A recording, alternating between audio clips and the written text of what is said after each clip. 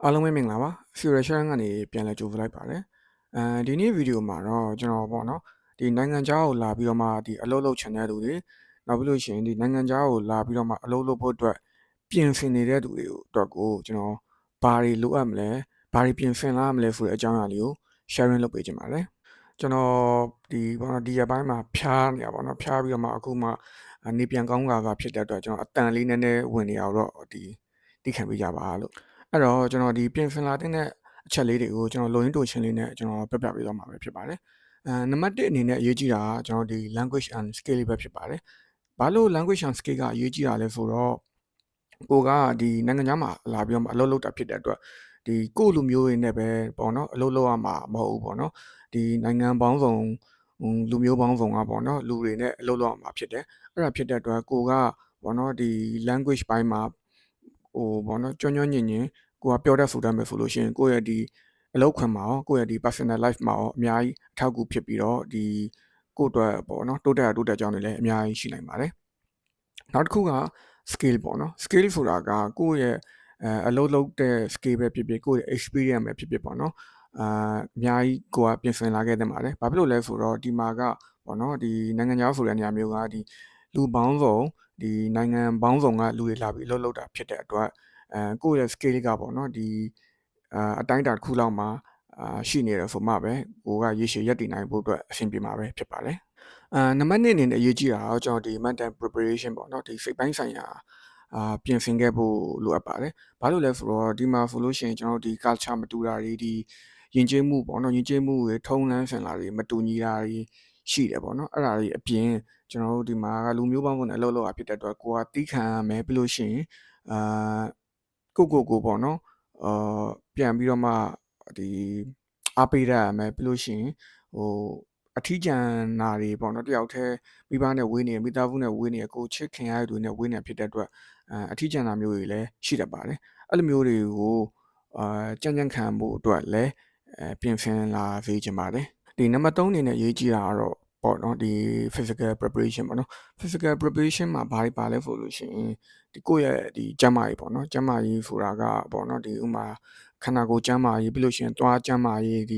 ီမျက်လုံးကျန်းမာရေးပေါ့နော်ဒီအဲ့ဒါအကုန်လုံးလည်းတေချာပြင်ဆင်ခဲ့တင်ပါတယ်ဥပမာဆိုလို့ရှိရင်ဒီသွားကြိုက်တတ်တဲ့လူဆိုလို့ရှိရင်ဆရာဝန်နဲ့တေချာပြလာတာမျိုးပြီးလို့ရှိရင်ဒ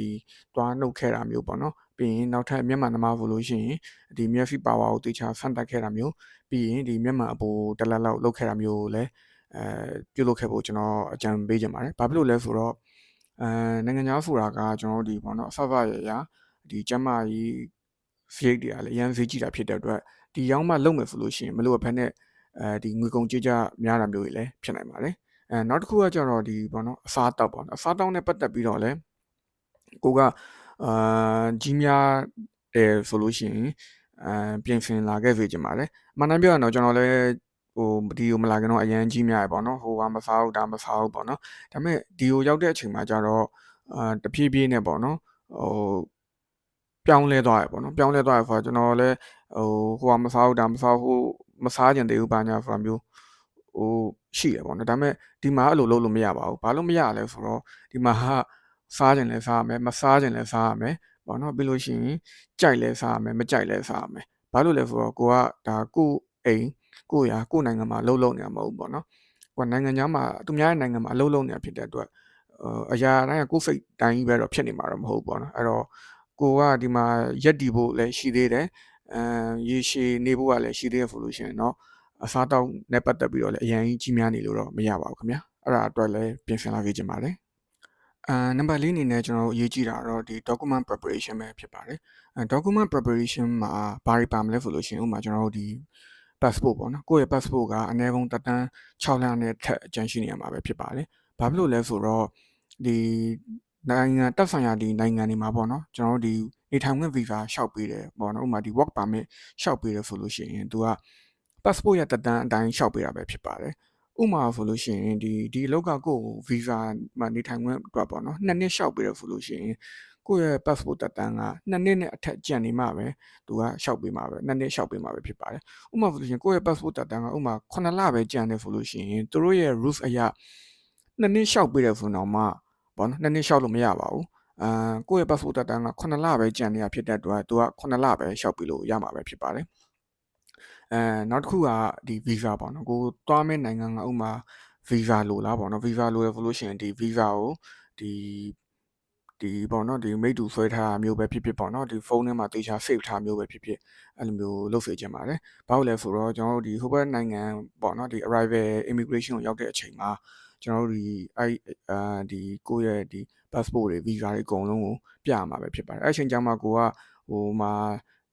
ဖုန်းက internet မရလို့ဖုန်းထဲကနေပြန်ရှာအောင်လို့ပါတော့သိရမလားအဲ့လိုမျိုးဆိုလို့ရှိရင်လည်းကိုယ့်အတွက်အချိန်ကြီးကြန့်ကြာတာမျိုးတွေအခက်အခဲဖြစ်တာမျိုးတွေဖြစ်နိုင်ပါတယ်အဲ့ဒါဖြစ်တဲ့အတွက်ကျွန်တော်တို့ဒီ print ထုတ်သွားဖို့အကြံပေးပါတယ်နောက်တစ်ခုကကျတော့ကိုယ့်ရဲ့ဒီeducation certificate တွေပြီးရင်ဒီကိုယ့်ရဲ့ဒီ work certificate တွေကို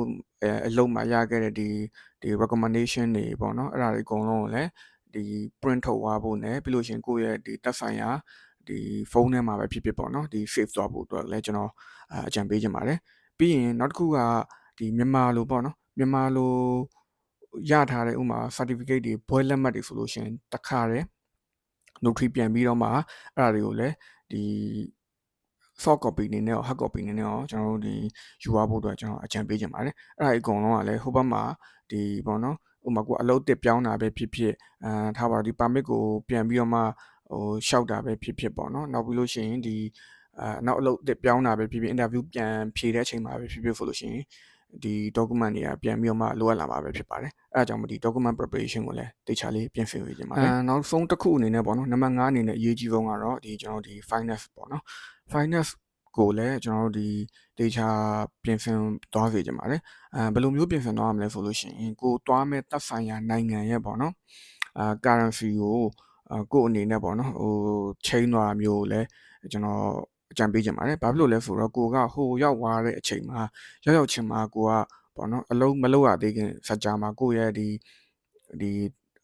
စားဖို့တောက်ဖို့တွေရှိမယ်ပြီးလို့ရှိရင်နေဖို့ထိုင်ဖို့ရှိမယ်ပြီးလို့ရှိရင်သွားလာရေးအတွက်ပေါ့နော် transport အတွက်ရှိမယ်ပြီးဥမာဖုန်းပေရှိမယ်ဟိုအဲ့ဒါတွေဟိုရောက်မဖြစ်မနေကိုကလိုအပ်မဲ့အရာတွေပေါ့နော်ကိုအလုပ်ရဲ့ဒီလစာပထမဆုံးလစာမရသေးခင်စကြာမှာကိုကမဖြစ်မနေကိုပေးရမယ့်အရာတွေပေါ့နော်အဲ့ဒါတွေအတွက်ကိုလည်းကိုရဲ့ပေါ့နော်တက်ဆိုင်ရာနိုင်ငံလိုက်ပေါ့နော်ဒီ currency ကိုချိန်ပြီးတော့မှလုံလောက်ယူသွားဖို့အတွက်လည်းကျွန်တော်အကြံပေးချင်ပါတယ်ဟုတ်ကဲ့ဒီနေ့ဗီဒီယိုလေးကတော့ဒီလောက်ပဲဖြစ်ပါတယ်နောက်ထပ်ဗီဒီယိုတွေကိုလည်းဆက်လက်ပြီးတော့စောင့်ကြည့်ပေးဖို့အတွက်ကျွန်တော်မြစ်တာရက်ခံချင်ပါတယ်နောက်ထပ်ဗီဒီယိုတွေမှာပြန်တွေ့ပါမယ်ခင်ဗျာ